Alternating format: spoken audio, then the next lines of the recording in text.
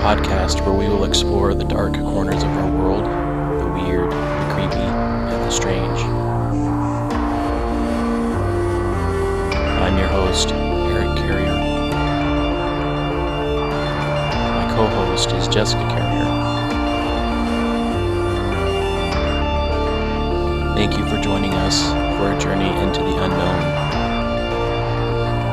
Let's get started with today's show.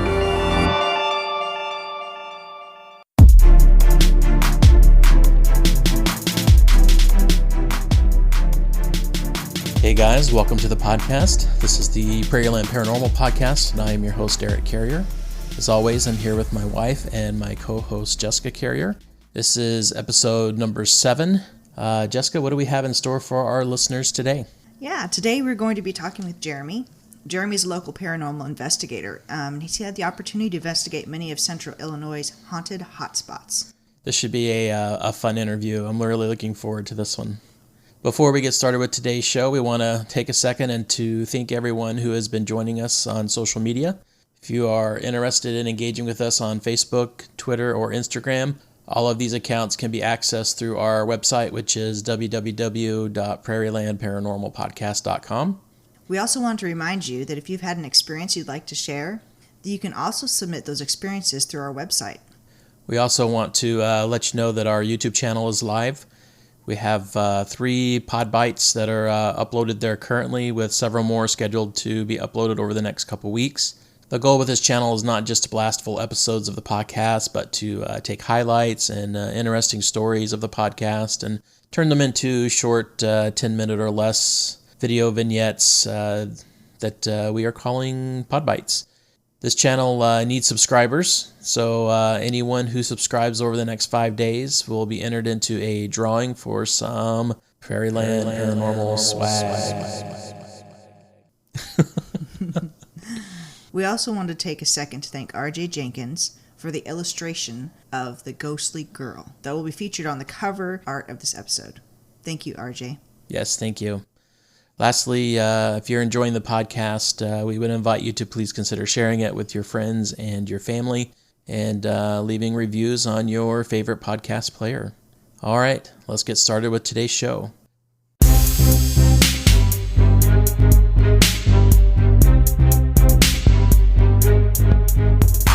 Jeremy, welcome to the show. Thank you for having me. We're grateful to have you here. Very grateful. So just a little bio on Jeremy here. So I first met Jeremy about 5 years ago, and I must have known him for at least 2 of those years before I found out that he was interested in the paranormal. More than just being interested, I found out that Jeremy was actually a lead investigator for a local paranormal research team. This was a bit of a shock to me because I always considered Jeremy to be a little bit reserved, and I never really thought that he would be interested in this kind of stuff. But come to find out, Jeremy founded Central Illinois Paranormal Investigations in 2008, and then later founded Millikin, Illinois Paranormal Investigations in 2013. Lippy was a unity group that supported 7 other teams nationwide. Jeremy relocated his family a few years ago for his job, and unfortunately since then Lippy has been disbanded, but at their peak the team was featured on Paranormal Survivor Season 2, Episode 1, entitled Ghost Attacks. Jeremy has had the opportunity to investigate many of Central Illinois' haunted hotspots. We are excited to have him on the show today and to have him share some of his experiences, investigation, and some of these sites. And I have a question. Is that how you pronounce it, Lippy? How do you pronounce it? Just L-I-P-I. L-I-P-I. Okay, I was wondering. Yeah, that's another reason why we had to change our name to Salt Creek, because everyone was calling us Lippy. Lippy, okay. Yeah, I think Lippy is a great name. Yeah. So, yeah, thanks. L-I-P-I, all right. So, Jeremy, again, welcome to the show. Thanks for being here. Just kind of start at the beginning and tell us how you became interested in the paranormal. Well, whenever I was, I'd say probably about 6 or 7, I grew up on a family-owned farm, and it's been in our family for generations. The first Cornthwaites came over from England and built it. So one morning before school, I forgot my book bag upstairs where my bedroom was, and I rushed back in the house, ran up the stairs, and saw this old guy standing at the top of the stairs. So me being 6 or 7, I totally freaked out and just ran out of the house. Well, I'd say probably a day or two later, we was going through family albums and found a photo that looked really familiar. I was like, Mom, that's the guy I saw. That's the guy. She was like, Jeremy, that's your great-grandfather. I was like, I never met him. He died probably about 5 years before I was even born. All I knew was his nickname was Shorty. That's all I knew. And so she told me that. So ever since then, I started reading about from Troy Taylor, Haunted Decatur books, just reading a lot of books and doing a lot of research, and just went from there. I think that would make a huge impact at such a young age to see something like that. And then also to have that connection and knowing that that person was related to you. Yeah. Well, my mom worked in a nursing home, and every day after school, I used to go with her to the nursing home until she got off. So I was always around, I hate to say it, but I was always around death. When family members were sick and on their deathbed, they'd call my mom, and we'd go over there and help take care of them until they went on to the other side. And so it just always made me curious and wanted to find my own evidence to support all these types of religions and theories. And Was your family religious? How did they accept this experience? my mom, she's always been into the paranormal and always loved telling ghost stories and all that. So she was more shocked whenever I first told her what I experienced. And I told her exactly what I saw. This old guy that was bald standing at the top of the stairs. I couldn't see his feet. All I saw was his legs up. And that kind of freaked her out. But I think that's what made her whip out the family albums. But I mean, both my parents have been very supportive about it. They're both into it. My dad grew up Catholic, but he's always been one to question beliefs versus experience. And I guess if you really are into the Bible does talk about, spirits and things like that. So, well, I mean, after the death. Jesus came back from the dead, exactly, and brought Lazarus back from the dead. So, I mean, their soul had to be somewhere. I mean, yeah, and that's basically the paranormal, and it says it right there in the Bible. It's interesting. But a lot of people don't want to believe that. They want to believe that either go to heaven or hell, no in between. Right, right. And it's interesting, though, that that they supported you in that, and that's good. I think a lot of parents wouldn't know how to react, but I think that that's a good way to react, and for you to actually go after these things, even after having this experience, which could have terrified you. I think that's rather interesting, the way that you took it. Oh, granted, I never went back to that bedroom. I stayed on the first floor ever since until I was old enough not to. But still, it still interests me. But I was like, nope. Too much. It's like the basement. All kids are afraid of the basement. Yeah. Well, I was afraid of the upstairs. How did you take that interest and turn it into a paranormal investigating team? Honestly, one night, me and my brother, which he had a group himself, we went to Greenwood Cemetery in Decatur. We're from Decatur, so we've always heard about the Hounds of Hell's Hollow and the Bride of Greenwood and all these things at Greenwood Cemetery. So we were just kids being kids, just went in and started investigating, asking questions. I had a voice recorder and a camera. He had several other pieces of equipment like an EVP recorder or EVP detectors and all that. And from there, I was just hooked. And I think the next day, me and a couple of my buddies that went with, we were just like, let's start a group. Let's start doing this. And what does a paranormal team look like? What's everyone's role on that team? Yeah, it really depends on the group. I mean, a lot of groups just have the team lead and then investigators. The team leader takes care of all the responsibilities of tech, equipment, giving people their assignments. But as far as my group, we had 2 lead investigators, myself and then my co-founder. We had a tech manager, which was responsible for all the devices, making sure the batteries were changed out before investigations, making sure all the cameras were properly set up, EVP recorders all going, and And then we had a spiritual advisor, which was Gary, since he knew a lot about religion. He knew prayers. For the most part, he's a very religious person. He knows the Bible inside and out. So we had him. We also had a Wiccan from time to time that lived in Peoria come, and then we had investigators. We had probably about 7 investigators. Was anyone on the team a psychic or a medium? I was friends with one, and I'd tell her what was going on with some of our investigations. She lived in New Jersey.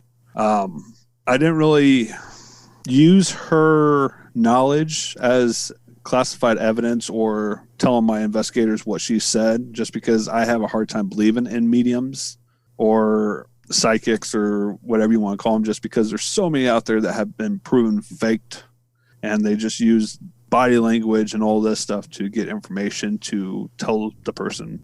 Mm-hmm. So we did, but we didn't at the same time. So not officially. So no one on the team was a medium or psychic, but you occasionally consulted with one, it sounds like. Yeah, consulted, didn't really take into account what she had to say, really. I know that kind of sounds mean, but... Well, was it ever interesting or spot on, or... There was a couple times that she was spot on with what we was experiencing. Like, I talked to her on the phone, and I'd go in dry. Like, I didn't give her any information. I just told her we had an investigation at, say, Jacksonville, Illinois, and she took it from there. I don't know how she did it, but one in Jacksonville, she got, like, spot on. Like, she knew exactly that there was a little boy, and he was seeing this silhouette with red eyes telling him to do mean things to these people, to his family, to his little brother. And she knew that whenever I went to meet with them, the son knew exactly who I was before I even walked in the door. As soon as I walked in the door, he looked at me like with this mean look, and he was like, "Jeremy, your great grandmother said hi," or something like that. I'm like, "What?" Wow. What? But she knew all about that, and after she knew that, I kind of started believing her a little bit more, but I kind of just threw what she had to say on the back burner. Yeah. What is the pre-work that kind of goes into an investigation? Is there historical work, or is there... A lot of research. A lot of times clients come to us, but majority of the time you're looking for investigations just because you don't want to be rusty or anything. You want to stay up on your investigation skills. So, I mean, a lot of research. Talk to the Historical Society about where you're going to go investigate, or local town people. They have a lot of knowledge on rumors or history of locations that maybe the Historical Society doesn't really know about. Go there beforehand, get a lay of the land, see where you want to set up everything. Like, if it's a house, where's all your main activity at? Is it on just this one floor, or is it throughout the entire house, or upstairs, downstairs? Kind of figure out where you're going to set the cameras up at, where you're going to put the EVP recorders, the K2 meters. It's a lot of planning out and getting everything down. So where whenever it's time for investigation, you just get there, you know exactly where everything goes, and it's smooth sailing. You're going to have to explain to me what a K2 meter is first. I don't know what that is. So a K2 meter is basically an EMF detector. You know what an EMF detector is? Yes. So electromagnetic fields. Yeah, it's pretty much the same thing. I don't know exactly what the difference between them are. I use them the same. I use them to see if I can capture any type of anomalies. So basically what I would do is I'd have a EVP recorder and then a K2 meter next to each other. And then I'd pick up the K2 meter, kind of go slowly around the room, see if there's any spikes. And if there's not, I'll set it down and I'll just ask general questions. All right. So some of the equipment that you've used so far were the K2 meter, the EMF detector, and you also use recording devices and video cameras. Is there anything else you used? Did you use anything like that had to do with thermal imaging? We did have the chief of the fire department on our team, and he brought in their thermal imaging camera that was really cool. I liked that. We did that at the Lincoln Public Library.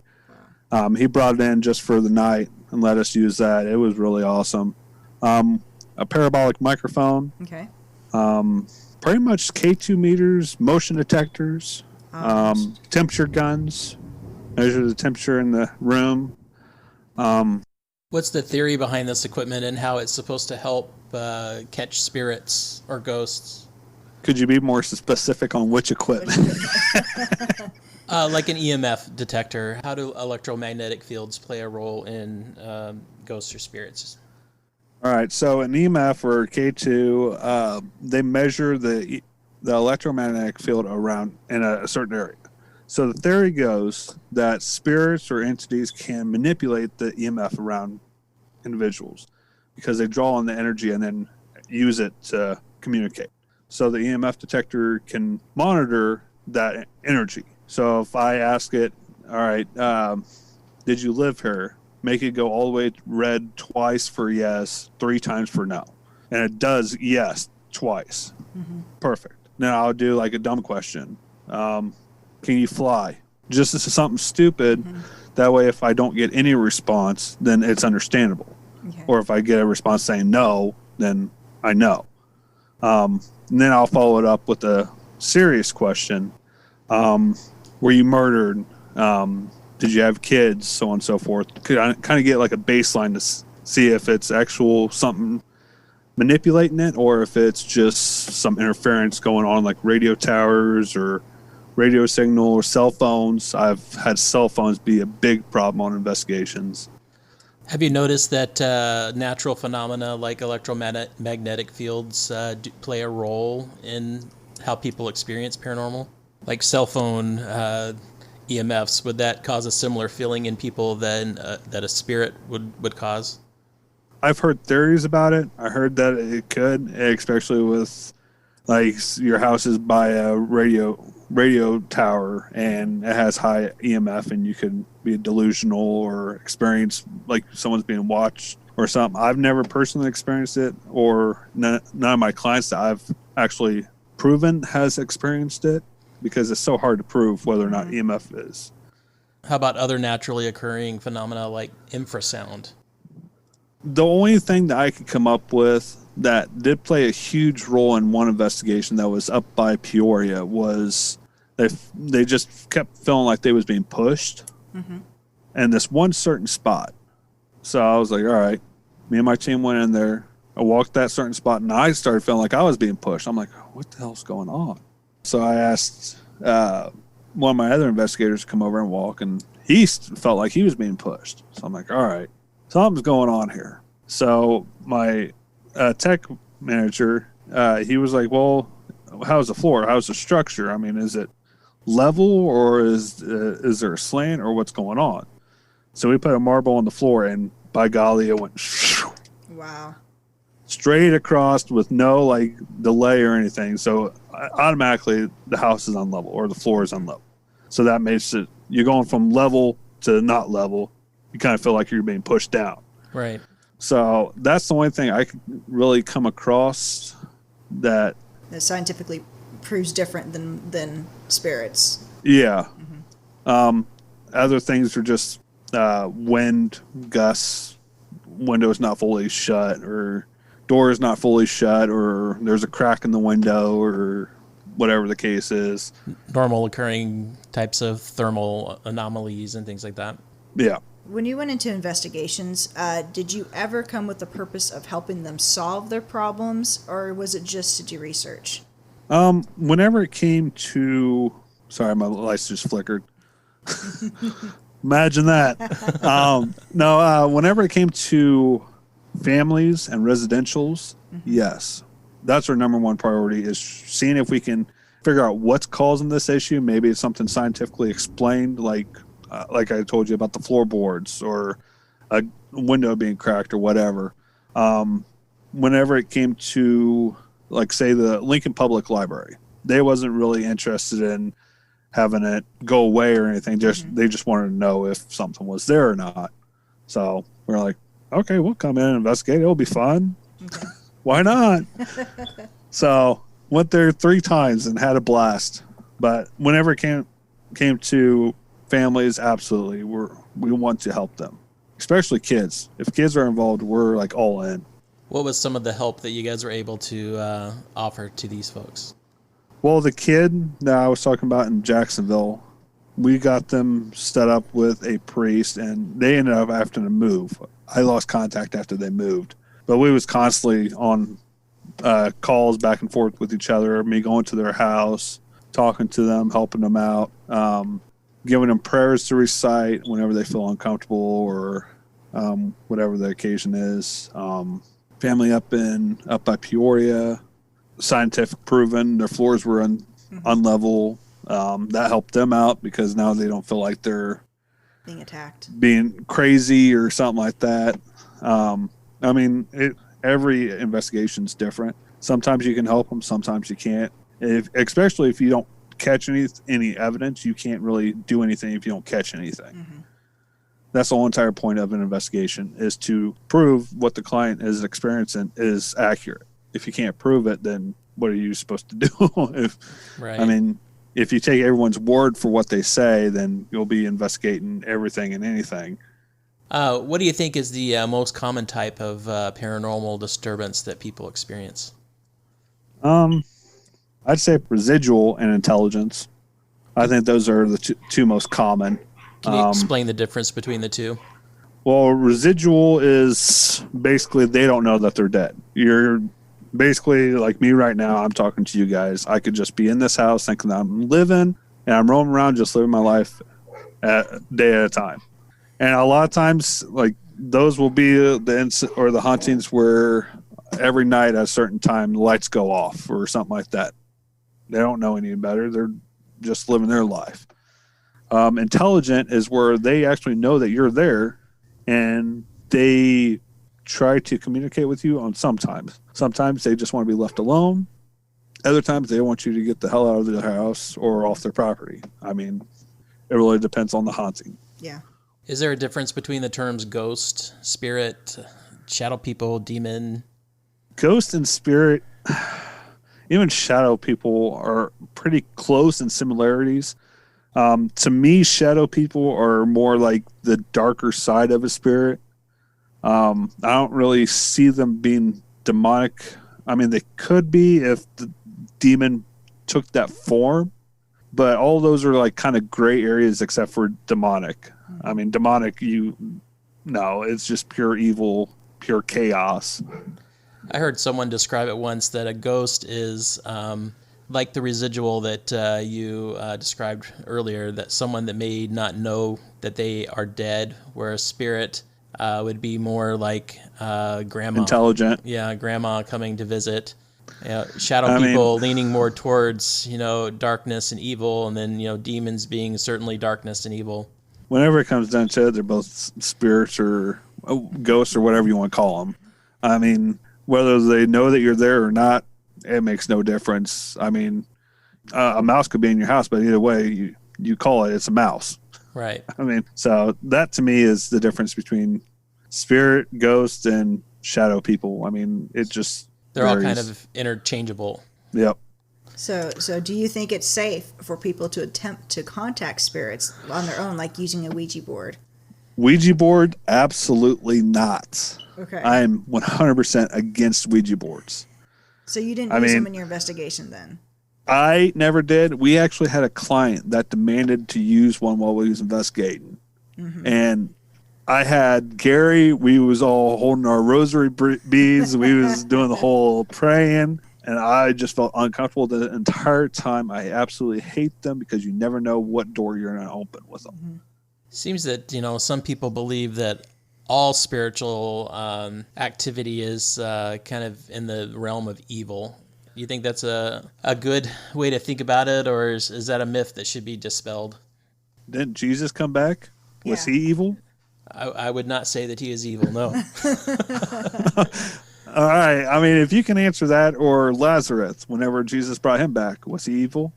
No, I would say no in that case either.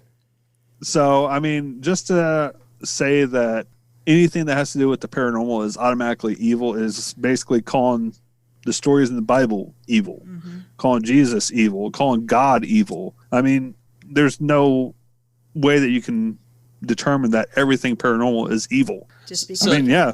I think that's a good way of good looking and at bad. it. Yeah, I think that's a good way of looking at it. That there are good forces and there are bad forces, and each of those forces have team members, and that I think that's an excellent way of looking at it. It's just like the yin and the yang. I mean, there's good and there's bad, good and bad in all of us. I mean, you can't really say that one thing is 100% bad without no knowledge of it. Good. Life is about balance, and it seems that the afterlife might be the same. Yep. Now, you're a kind of a photographer on the side, so I wanted to ask you a little bit about orbs. How do you feel about orbs? Do you feel like these are... Well, we saw a lot of your pictures, and some of them looked kind of like orbs. Here's the thing about orbs. Orbs are so difficult to prove or disprove. The ones that are in my evidence are the ones that I cannot explain, because dust, it can either go up, down, or side to side. It goes with the wind. It doesn't really stay in the frame for long. The ones that I have in my evidence are the ones that remain, and they just slowly move back and forth, up, down, left, right, forward, backwards.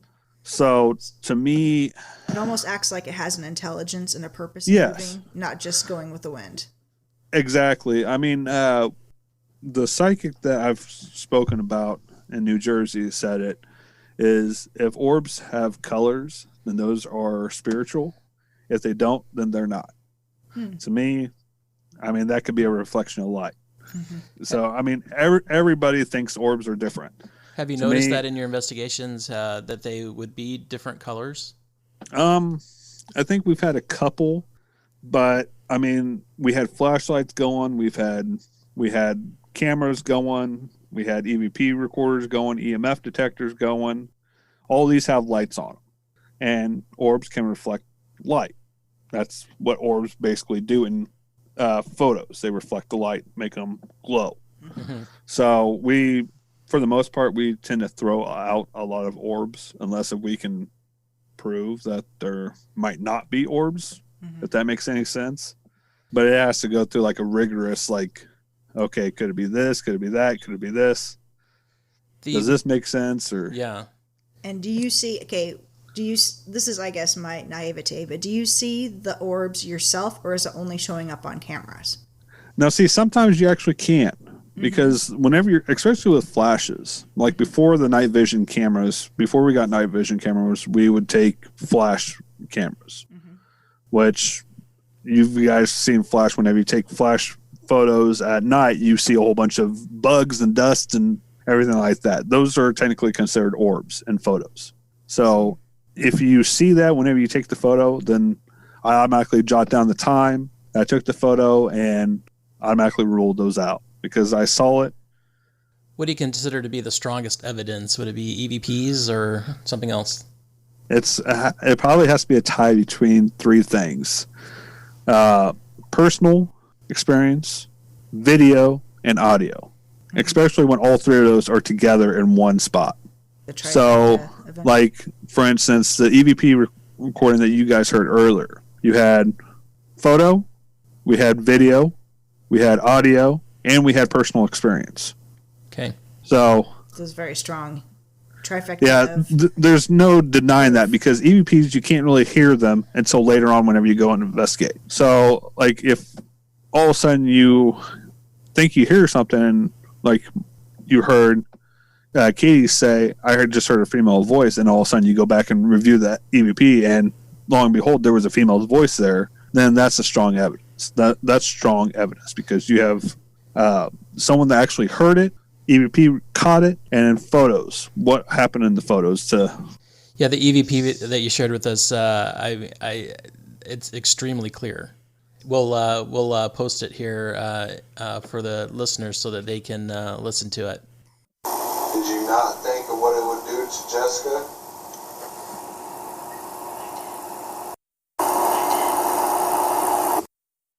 This was edited into the episode after the interview, so we didn't get to get Jeremy's take on this, but you can clearly hear the spirit in this EVP saying, "I did." Okay, now we're going to get to the part that's like my favorite that I've been waiting for. What's the strangest case you've dealt with? Oh, man. How long do you guys have? I've been on a lot of strange cases. Have you ever done anything like silly, like, well, I don't want to say that pet hauntings are silly, but have you ever done anything like a pet haunting? No. I mean, I've heard, well, in one state, I do have to say, with our Unity group, we had someone from Texas contact us, and they kept seeing this black dog. Well, we had a group in Texas that was a part of our Unity group, so I assigned them the case, and they went and couldn't find any evidence of it. They couldn't support any of his accusations. So, I mean, that's the closest that I've came to a pet encounter. Not like Pet Cemetery or anything like that, but... Have you ever investigated someplace kind of like odd, like, a bathroom or something like that? Oh, yeah. There was this... I hate to use this word, but there was a hippie couple up by Bloomington. It was past Bloomington, and they were the nicest people ever, but their house was truly a nature's house. There was a tree growing in the middle of their house. They had the branches and vines all covering their walls. And so it wasn't like in an atrium in the middle of the house. It was actually part of the house. It was part of the house. Okay. And they actually hollowed it out and put like a dog bed underneath there in the tree. And it was like weird the entire time I was there. I was like, I don't know what's going on. Maybe weirdness brings on weirdness. But that site actually did have a lot of evidence with it. So a lot of their accusations we actually could prove they were experiencing. But they didn't want nothing done about it. They just wanted to know if something was actually there or not. So I'm like, yeah, well, here's all the evidence that we caught. You're definitely not crazy. It's definitely not the marijuana that you've been smoking. But it's actually something going on. It's interesting that they didn't want anything done about it. I guess it wasn't anything that was harming them or scaring them or I don't know. The evidence that we caught was complete opposite. Oh, really? Like it was shadow creatures. It was like yin and yang. We had one that was a white mist, and then one that was a black mist, almost like they was fighting each other in a doorway. And you can see this white mist kind of get smaller while this black mist get larger. And you can actually view that on Google Drive as well. Have you ever experienced anything on an investigation that truly frightened you? Well, that one in Jacksonville kind of hit the spot. What happened? The little kid that knew me and yes. said my great-grandmother said hi, and it was just kind of freaky. Was the whole investigation like that? No, actually, we never actually investigated. Oh, okay. I went there a couple times with the EMF detectors, with the K2 meters, the EVP recorders, camera. Didn't really find anything. But, I mean, there was a lot of things I couldn't explain. Like, how did this 7-year-old know about my great-grandmother and knew her name and everything, and knew details about me that hardly anyone knows except for people close to me. And so, yeah, it was definitely odd and kind of got under my skin a little bit. In our first episode, Jessica and I talked a little bit about going to a ghost tour at the Willard Library in Evansville, Indiana. And then we had some strange things happen in our home the next 2 nights after that. And actually part of the tour, they kind of tell you in that tour that they've had experiences where people have reported that it seems like something goes home with them after the tour. Almost like a hitchhiker. Yeah. Have you ever experienced anything like that where something kind of hitchhiked? And not really from investigations. We usually take a lot of precautions before we start an investigation. We always say prayers before we get started. We had holy water present with us. We had Gary constantly saying prayers, constantly holding the cross, and a whole bunch of things. Now I did, whenever my wife's grandparents passed away, we was cleaning out their house, and we brought home a whole bunch of their stuff. Like there's an antique china cabinet behind me. Well, once we brought that home, we started experiencing some things. But every once in a while, she'll let us know that she's still here. But other than that, it's nothing too serious. Lights flicker every once in a while, like you just saw a little bit ago. Nothing like talking about the paranormal and having paranormal things happen live on the air. Oh, yeah. Let's say that someone wants to get rid of something in their home that they don't really want to be there. What options do they have? Or what would you recommend? It seemed like before you talked about how you would have them talk to a priest, or I guess it depends on their religion. What would you recommend? Well, like you say, it really depends on their religion. If they're not religious, then it's going to be hard to talk to a pastor or a priest about coming and blessing into their house if they've never even seen you at church. Wiccans, I know a lot of people are deathly afraid of Wiccans, thinking that they're witches and they do evil, but majority of them don't. They do a lot of good. I mean, they will come and bless your house, take sage throughout your house, and try to get rid of whatever is in your house, evil or good, whatever is in there. Prayers, sage, holy water, just basically telling them to get out of your house. This is my house. Take ownership of it. Mm-hmm. There's several ways that are possible to get rid of things paranormal in someone's house or property, but nothing is 100% proven. Mm-hmm. We've found personally, that when we've had things in our home that we didn't want to be here, that prayer was actually played a huge role. I think with prayer, it gives you more of that security blanket, because whenever you pray, especially to God, you have that feeling that something higher than you is there with you, kind of like a security blanket, and you don't feel scared anymore. A lot of things drive from fear or live off of fear. So when you don't have that fear, they have nothing to feed off of. I mean, religiously speaking, we certainly believe that there are forces of good and forces of evil, and it's comforting for me to know that the forces of good seem to have the power to relinquish or remove the forces of evil that we've experienced in our lives, at least. Oh, yeah. So tell us about some of your favorite investigations in Illinois hotspots. Yeah, here's your time to shine, Jeremy. There's so many. Well, the Lincoln Library was awesome. Great people there. Very historic there.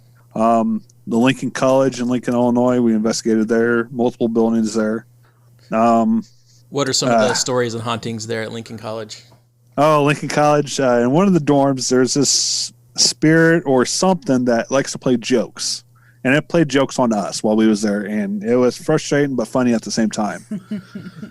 So what was happening was it's a long hallway, just dorms on each side, rooms. And when we went there, it was during holidays, so none of the students were there except for maybe one that was on the bottom floor. And we had K2 meters and EMF detectors on each side of the building, and then one in the middle just to get like a good grid down along with video and audio. So we asked it a question and go from one side of the building, turn on that EMF detector, and then whenever we go down there to check on that, they'd go to the other side of the building and turn on that EMF detector, and it was constant back and forth, chasing this thing, whatever it was. And on one of the recordings, you just hear the laughter, like it's playing a trick on us, and we're falling for it like a bunch of dummies. So, I mean... Do they have a history or a legend of who that might be? They have a legend of a kid in the 70s that, or was it 60s or 70s, that died or committed suicide because it failed a quiz or something like that.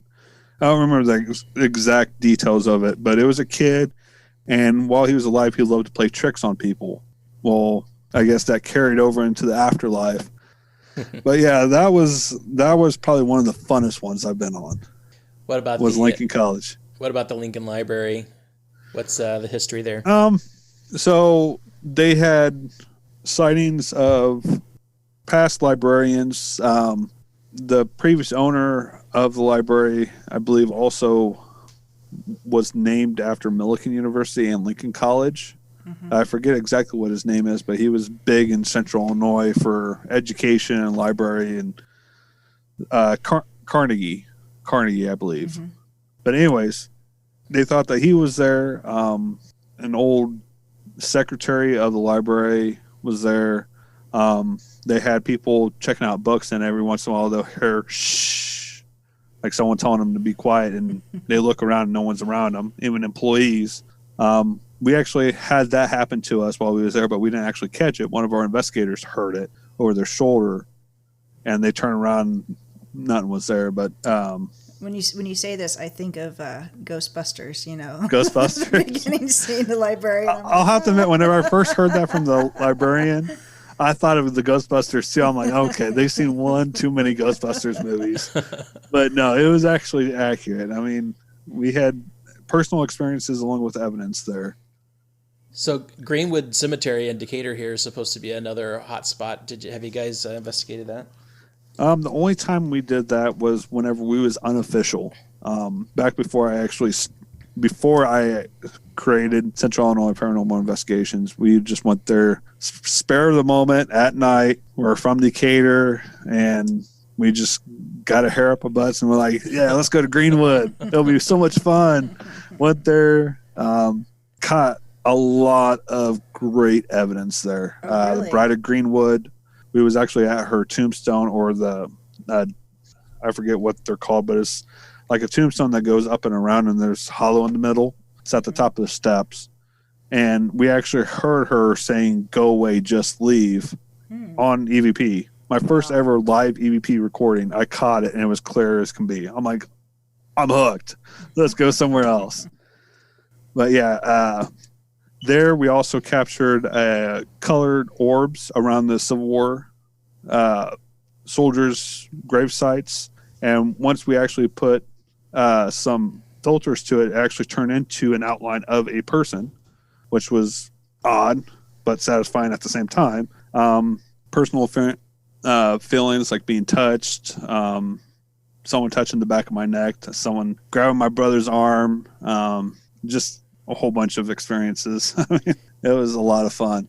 We recently did an episode on the Avon and the Lincoln theaters. Have you had a chance to investigate either of those two We theaters? were just talking about the Lincoln one, but No, Well, I was Lincoln because College. yeah.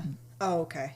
the only time that they let people investigate is during Halloween, and that's Troy Taylor's Haunted Decatur tour. Don't get me wrong, Troy Taylor is awesome. I've read all of his books, but he pretty much has monopoly around those type of areas. Avon, Lincoln Theater, Staley's Mansion, Peck Cemetery, all those pretty much he can do whatever he wants with, but doesn't let anyone else mess with them. So Staley's without his knowledge. Staley's is a new one to me. What goes on out there? Out where at Peck's? At Oh, Staley's. Staley's. Oh, Staley's Mansion. I've only heard stories. I've never actually experienced anything there, but apparently the original owners of it, Staley's, had workers and all that there, and they still haunt it to this day. There was a construction crew there probably 2007, 2008 to do remodeling, and they completely stopped what they was doing mid-construction, just never went back. Several stories going around on what they experienced, but just hearsay, local lore type deals. But yeah, Staley's Mansion and Avon Theater, Lincoln Theater, Greenwood Cemetery, Peck Cemetery. There's a whole bunch in Decatur. Decatur's like big for paranormal activity. Do they still do the Haunted Decatur tours? I'm not sure if they do those. Oh, anymore. yeah. They do? Okay. They do it every year. They've been doing that every year since I was little. We may have to take that opportunity and go check out a few of these locations. Yeah. You know, I remember at work that you told me about an investigation that you guys were doing that had to do with a crash site or a wreck of some sort out on a bridge. Can you share that with us?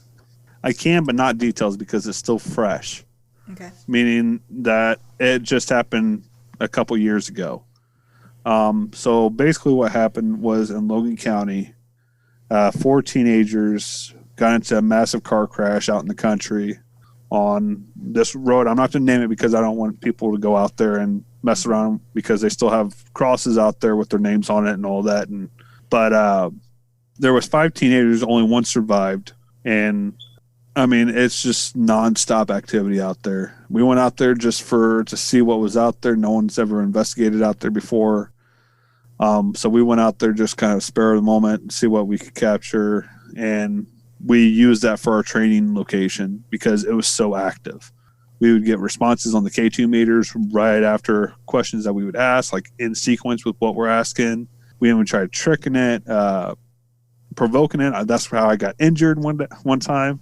I was squatting down and I got pushed, and I actually ended up getting scar tissue on my knee that I had to have removed. So it's just very active and very peaceful at the same time. I don't know how to explain it, but it's a good location. Other investigations that you'd like to tell us about? And you don't have to name names or locations or anything like that, you know. Well, I'm trying to stick with the public locations because a lot of the residential locations They're are private. and I don't really like talking about them per se, just because it's airing people's business out there. Yeah. But Sadie's Secret Place in Lincoln, that was pretty good. What was that? Or Sadie's Secret Place in Mount Pulaski. Sorry, Sadie's Mount Secret Pulaski. Place? Okay. That's a antique store of some sort, I think. Yeah, it was like I don't know exactly, antiques per se, kind of. I don't know exactly how to. It's like a thrift shop. Odds and ends. Yeah, like odds and ends shop. Okay. We had a business here in Springfield that was on one floor that, I mean, it was fun just because it was so big and we had the entire building or entire floor to ourselves. And it was fun to investigate because there was just so many rooms to investigate, and it made the night go by a lot quicker, but we didn't really capture anything per se. And knowing that was my mother-in-law and father-in-law's first time investigating with me. So they thought it was pretty fun. Hallie's and the mill in Lincoln, we've investigated there. I know the mill, Ladd, he would love for his story to get out because he's been trying to renovate the mill and get funding for the mill forever, and he's like big into the paranormal. But the mill has a lot of historical facts with it, and it's amazing how much history that place has. The long side of the mill. I don't know if you guys have seen the mill in Lincoln. We've actually not been there, no. Oh, go there. It's awesome. So the long part of the mill were actually World War II not bunkers, but barracks that they had shipped over, and they built onto the mill to expand it out. Well, lore goes that Al Capone would actually meet people there, and before that was built, he would go in with these people, and only he and his crew would come out. So at the time, they was doing construction on the mill. So where did these other people go? We don't know. They were Jimmy Hoffa. Lure. Maybe they're in the concrete under the mill or whatever. But Hallie's, very historical. That's where we actually caught an apparition in the basement, which was awesome. I'll have to show you the photos once we're done here, but yeah, it's awesome. Caught some EVPs there. There's just so many locations that have a lot of history to them and are amazing. So I know you relocated your family a couple of years ago, Jeremy, and you're kind of pursuing a new passion in life. What are you up to now? Well, right now I'm working IT and doing photography on the side. And right now those two are my passion, along with my two daughters and my wife, living the life. Do you want to plug your photography business here for a second? No, I'm fine. Now, listen, I've seen some of your work, and I think you ought to take the opportunity to plug it because you're quite good. No, we'll leave that separate from the paranormal. All right. Okay. You'll have people. No offense, it's just they'll be calling you to be like, okay, can you come take pictures? Oh, haunting for sure. Jeremy, we've certainly appreciated you being here on the show today. We appreciate sharing some of your experiences. One last question. What is the hottest paranormal hotspot in Central Illinois? That's a tough thing. I mean, as far as city, I'd have to give it to Decatur. Okay. They just have so many hot spots there. As far as location that we've investigated, I'd probably have to say combination between where the car crash was and Lincoln University Okay. or Lincoln College. Well, thank you. Thanks for being with us. Fun. We really enjoyed our time with you. Thank you. We've got some future episodes planned on doing some of the local haunted universities. So if you're interested, maybe we'll have you back and you can tell us a little bit more about your investigation over in Lincoln College and some For sure. Some of the others. I still have contacts, so if you all need anything, just let me know. All right, that'd be good. We're trying to get a lot of research and stuff. And have you had the opportunity to investigate Millikin? Unofficially, yes, because I was doing security there. Mm-hmm. I did security there, so unofficially, yes. I keep hearing a story about I guess an entity over there called the Rail Girl. Is that what's proposed to haunt over there? There's so many stories there. I've heard of the Rail Girl. I've also heard of the Olin. What was it? Wasn't the Olin Sang Girl? In one of the dorms on campus, apparently a student committed suicide there back in the 20s because one, they couldn't be drafted into the military, and two, they was failing out of college. So they actually jumped from this top story window and went kerplunk at the bottom. Mm-hmm. And every now and then you can actually see them in that window. I've heard of, they actually call it the Ghost of Millikin. This entity in the main hall, I forget exactly what the main hall's name is. But they are on the top floor. If you actually go in the main hall and go all the way up to the bell tower, you'll see signatures from so many years back. Like, I think the earliest one I saw was from when the college was first built. People engraving their names in the wood up there. And apparently there's people that see this entity up in the bell tower. There's also one in the old gym, which that place is truly creepy at night. I had to go there and secure that at night, and that's like the one place I've ever gotten like uneasy feeling like I just want to hurry up and get out of here. but yeah, Millikin has a lot of stories there. I didn't really catch anything, but I was also working at the time. Yeah. So did you guys only do ghost type of investigations, or did you ever do any type of cryptid or anything else that would be considered paranormal, UFOs? You're talking like Bigfoot investigations and UFOs and Elvis coming back to life. Anything outside of a normal like a ghost investigation? No, just because UFOs, Bigfoot, Loch Ness Monster, and all of them, there's so many falsified stories out there and evidence that there's not really a way to investigate them. Yeah. I mean, unless you just happen to come across them, that's the only way to investigate them. So it's just kind of one of those things where, like Santa Claus or the Easter Bunny. I mean, I'd rather see Santa Claus than you want to wish that they're there, but you will. I'd want to see Santa Claus rather than Bigfoot. Yeah, I mean, you hope that it's there, but I mean, until you get evidence to support it, I mean, well, Jeremy, you just don't know. Fantastic interview. Thank you so much for being with us this evening. We've enjoyed our time with you. Thank you for being here and for sharing some of your experiences. All right, folks, that's the end of this episode. Thank you for joining us. We appreciate you listening. If you have enjoyed the show, please consider subscribing. You can also find us on Facebook and Twitter.